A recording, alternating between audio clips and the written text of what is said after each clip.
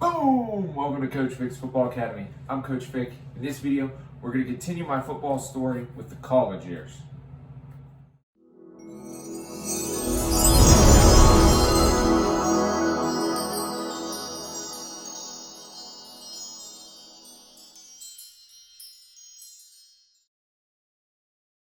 In this video, I want to continue to share my story talking about the college years. The thing about the college years of football is it doesn't start when you get to college. It actually starts once your senior year of football ends.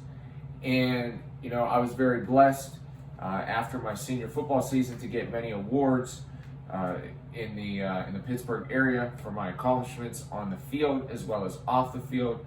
And a lot of these accolades helped promote me into getting recruited. Whenever I played, we didn't have Huddle. It was just getting started, so it didn't even roll out yet. There was a different version or a different company, so Huddle wasn't even out there.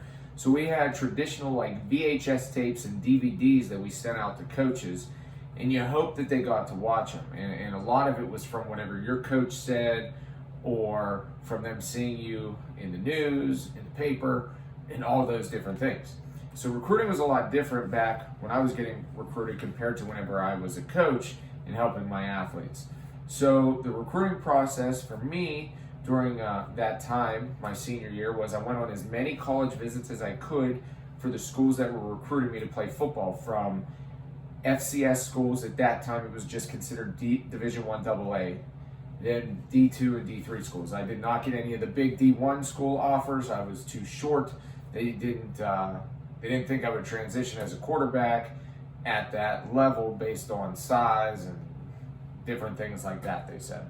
So I went on these college recruiting visits, which was great because it's a free chance for you to get to see the colleges, to talk with the coaches, to get tours of the campus and to really learn. And we go into detail on that in our college football recruiting seminars about all the things you can do, even getting your applications for free, which I won't do on here, but check out our seminars. So when I went through that process, I had some choices to make. I had the FCS schools, but again, at that time weren't scholarships, and they cost a lot of money per year. Yes, there was some financial aid, some grant money and things like that, but you're looking at per year, even back then, it was up in the 40+ thousands. And then some of the D2 schools that I had, I was receiving some half scholarship offers, so not a full scholarship, but a lot of these schools were private schools. So again, with that, half scholarship was still more than the D3 schools. So when it came time to make my decision, I made a decision to go at the Division III level because of the cost of schooling and the chance to get more playing time early in my career. A lot of people go to a bigger school and they'll think, yeah, I'm playing at this big school, and you might start on special teams your senior year. That's not helping you get to the next level. So where I went, I made the decision of, one, get my education, and two, I'll get on the field. So going into college, crazy story, the offensive coordinator that recruited me actually left right before I got to college. So no one even knew who I was because my recruiting tape was gone. He went to a different school. I committed to this school, and no one had any information on me.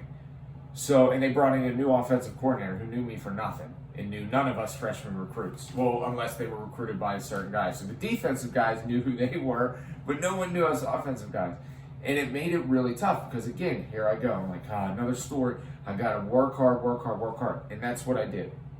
I worked my butt off. I did everything. I didn't care what other people thought of me. I did everything to show that coach that I want to get on the field.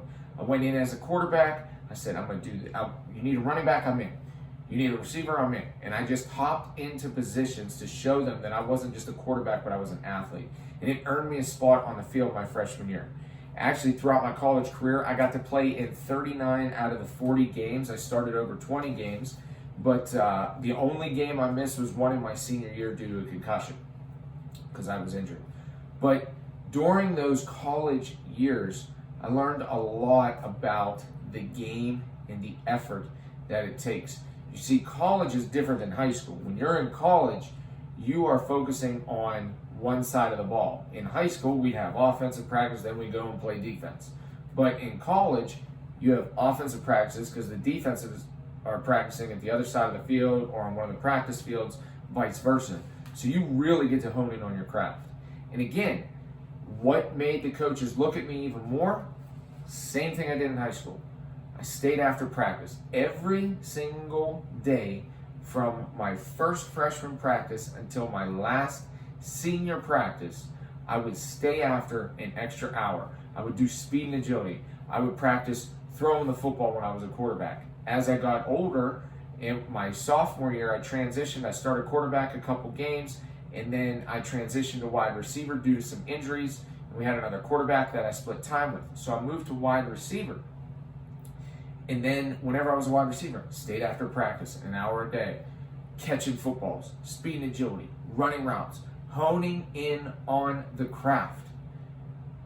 Every single day, I would make sure that I was the last one to leave that field every single day, because I knew that I had a goal to get to that next level. And people laughed at me. People said, you're a D3 player.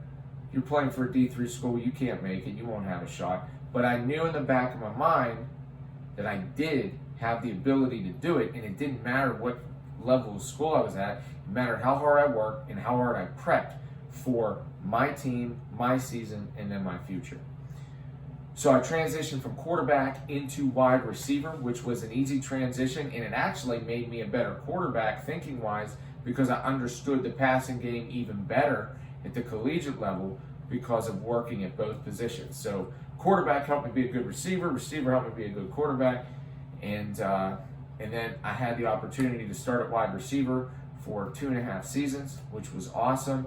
And then that's what transitioned me into getting a shot at the next level to play some pro football, which will be our next video of my story about the end of college into the professional tryouts, so you guys can get to learn a little bit about that transition and what it takes to come close and not even make it. So we'll share that in the next part of the story.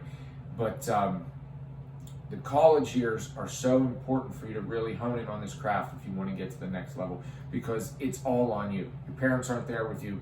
You're responsible for yourself, and you have to have the drive, the mentality, and the work ethic to get to where you want to be if you want to get there. And remember, in everything you do, whether high school, college, or afterwards, you should approach it with no slack, just hustle.